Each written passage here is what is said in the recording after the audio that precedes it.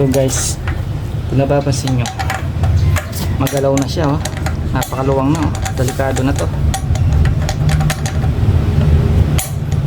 Pinakamadaling paraan dito, pinakamagandang paraan para matibay ito ay i-build up to. Magpapa welding tayo dito o kaya magpa-machine shop tayo.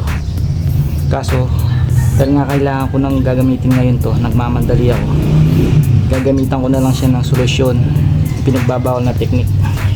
Karagyan ko na lang siya ng liso, sheet metal. Okay, gaganap ako.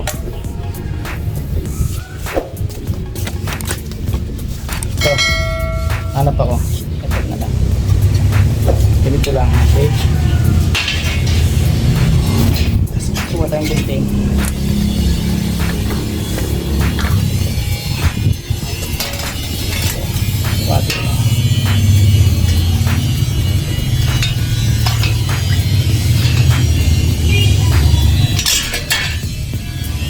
Okay.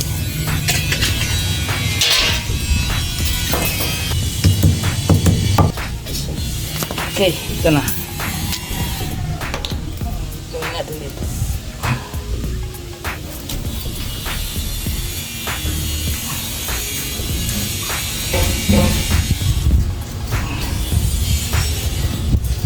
Para mabilog natin. Okay. Okay.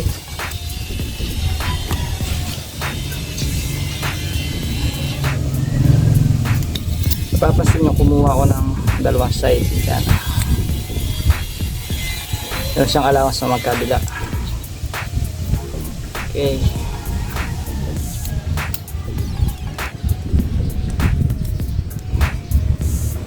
Okay. Pagkaan natin.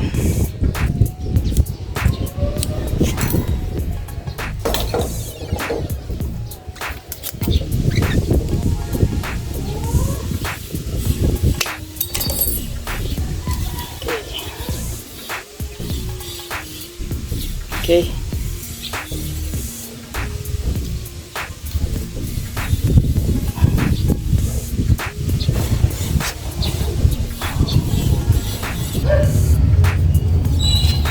Tapos kukuhanin natin yung center niya, center.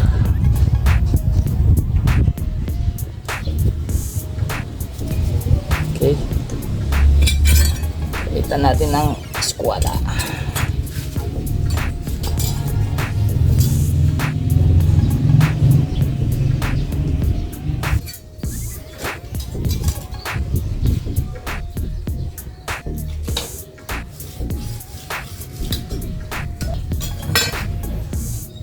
Ito nyo,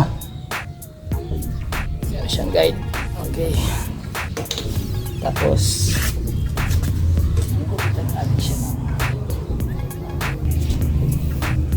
gugupitin natin siya dito. Gugupitin natin dito. Okay, gugupitin ko pala siya para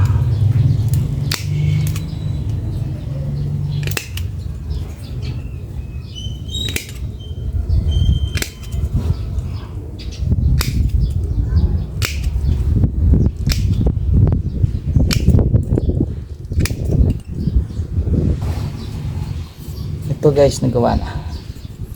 Yuyupiin ko to.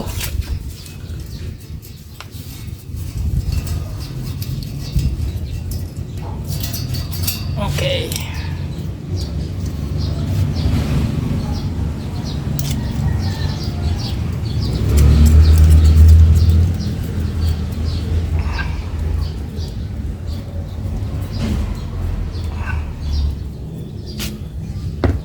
Papasok muna natin siya temporary lang.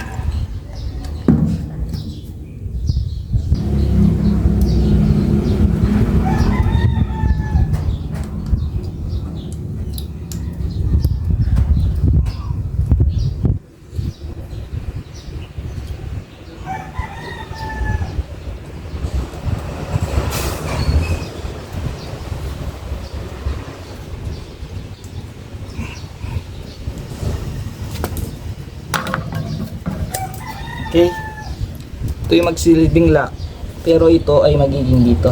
Okay,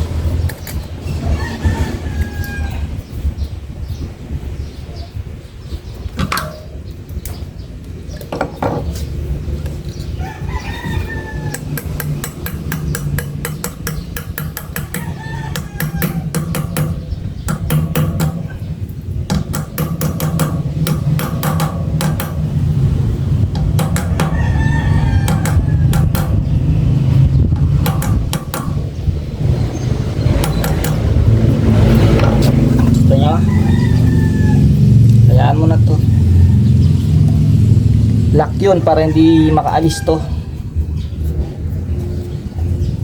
Okay. Ito sobrang na to, gugupitin din natin. Gugupitin ko rin.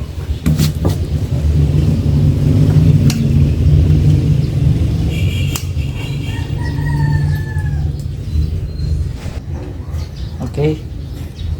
Nagupit ko na. Katin mo lang to. Para maabuo yung mga lock.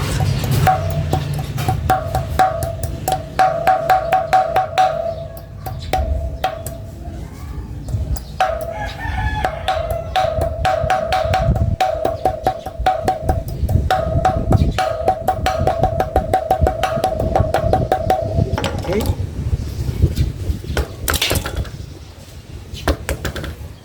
Tara, lagay na natin. Okay, lalagay na natin.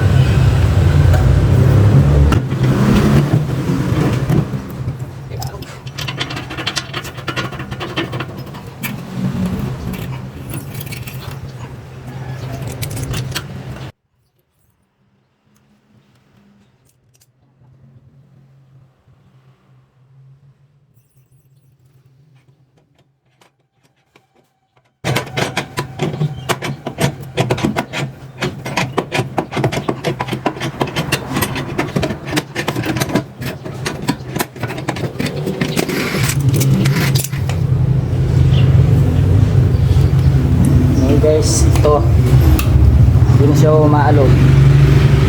Matibay naman to, pangalawang palit ko na to, umaabot naman ng 2 years, 2 taon.